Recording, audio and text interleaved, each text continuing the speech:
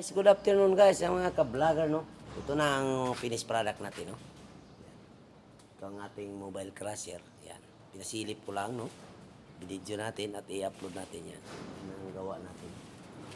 So, sobrang ganda na. Dati, pag-start ko nito ay, ano to, napakadungis tong crusher na to. Ngayon, ang ganda na, no? Yan. Dito, hindi na na-repair, no? Kasi wala tayong acetylene.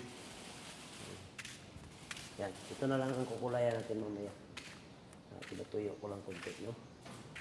Yan, sobrang ganda na ang ating mobile crusher, no? Ito nating ginagawa. Bali, 1 week natin ginawa to, no? So, yung mga ka-vlogger dyan, pag nagustuhan yung ating video, huwag niyong kalimutan guys, mag-iwan ng bakas, no?